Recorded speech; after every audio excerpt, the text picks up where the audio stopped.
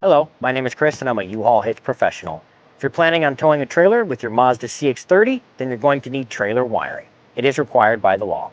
Now let's take a look at how we complete this install. You will need the following tools or supplies to complete this installation.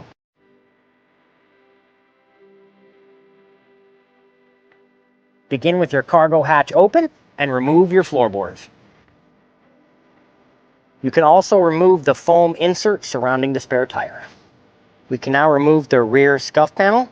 Use a trim panel tool to help with leverage and gently pull. You can now remove two push clips that you'll find hidden underneath the scuff panel. Use a flathead screwdriver to pop them loose.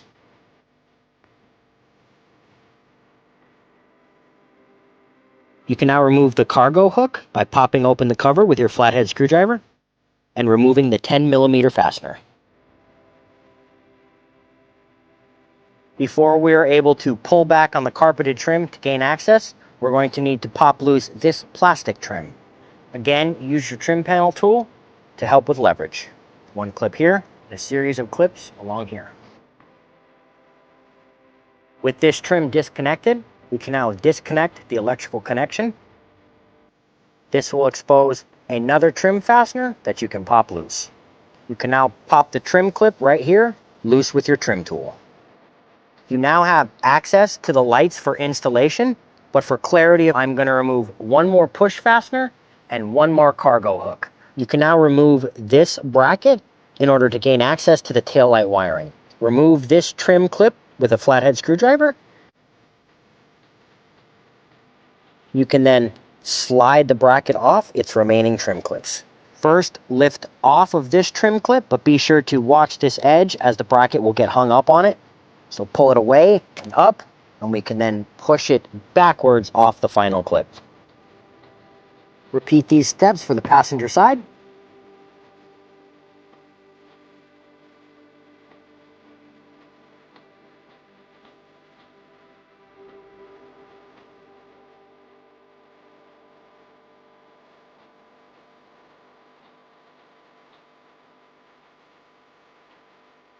We're now ready to install the wire harness. We will stay here on the passenger side so we can disconnect this tail light connection by depressing the tab and pulling out the connection.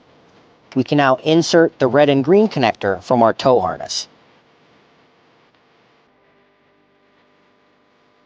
We're now ready to use some of the provided zip ties to pull all the slack from the red and green wire and connect it to the existing wire harness underneath the scuff panel.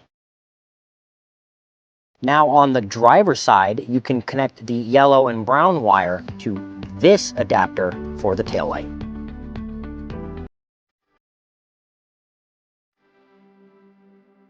You can now install your white ground wire to this fastener on the vehicle's body.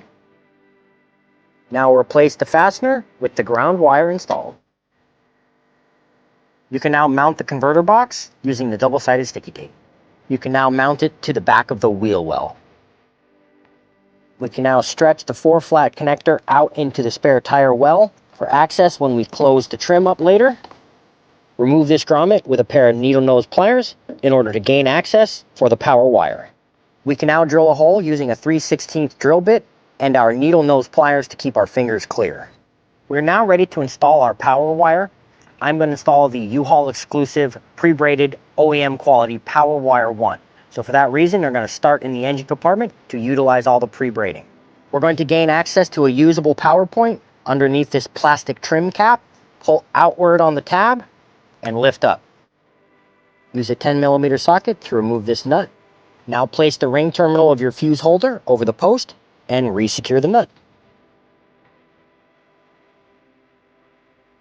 Lower the profile of the eyelet as much as possible and return the trim cover.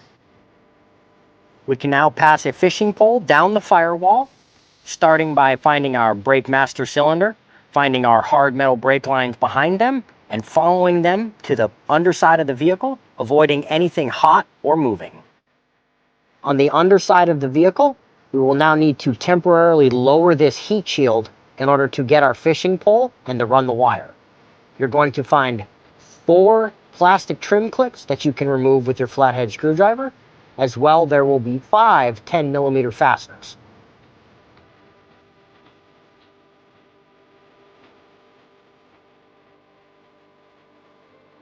With the heat shield now lowered, we've exposed 3 more 10mm fasteners that we'll want to remove so we can lower part of this trim panel and hide the power wire in it. You can continue removing more trim clips and 10mm fasteners if you feel like you need to lower the whole panel.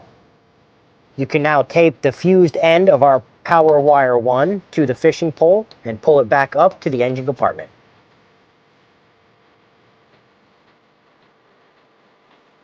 Now pass the end of your power wire behind any existing electrical wires and bring it to our fuse holder.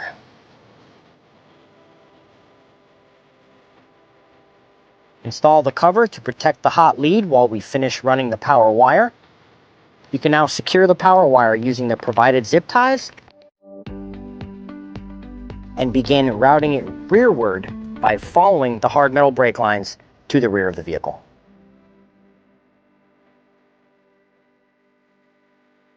Continue routing your power wire rearward following the brake lines and using zip ties.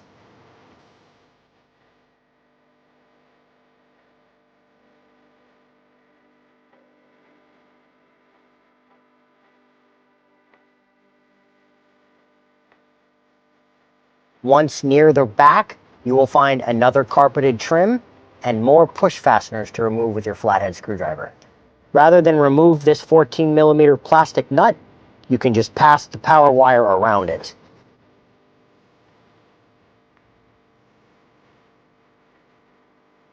At the rear of the vehicle, continue following the brake lines, being sure to go over the rear cross member.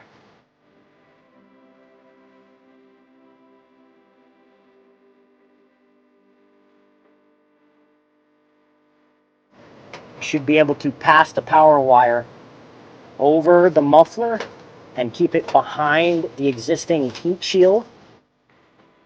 We can now go up and through a space between the hitch and the vehicle. You can now pass the power wire into the vehicle.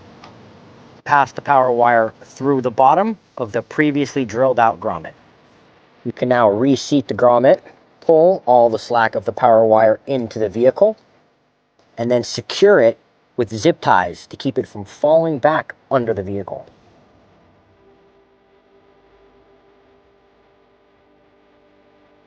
You can now trim off any excess power wire you may have, strip the insulation, and connect it with the provided butt connector, or if you have one, a 2-port lever action butt connector. You can now wrap the butt connector in electrical tape if you so choose. You can now install your fuse and test your wire harness. You can now reassemble the vehicle, beginning with this interior bracket. Slide this one on first, lift the second one into place,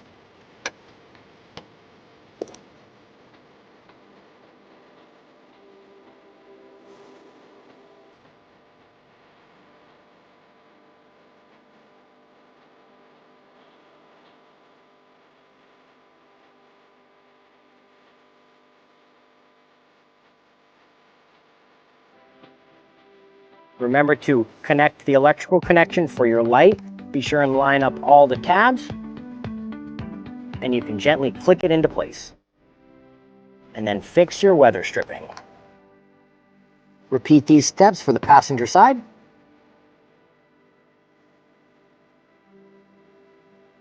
Be sure to line up the 2 hooks with the corresponding spot in the side of the vehicle, and then line up your 4 plastic tabs up top and give a gentle push. And then fix your final weather stripping.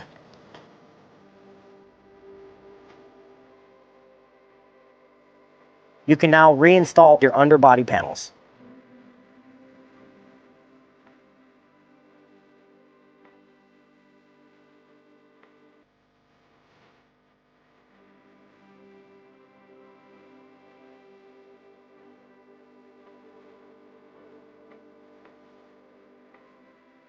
You can now coil up your 4-flat connector, use the dust cover as a reusable tie, and secure them out of the way for future use.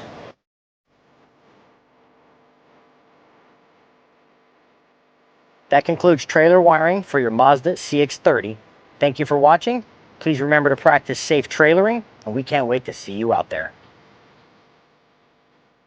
If you have any questions about the products seen in this video, or if you'd like to schedule an installation with your local U-Haul hitch professional, please visit us online at uhaulhitches.com.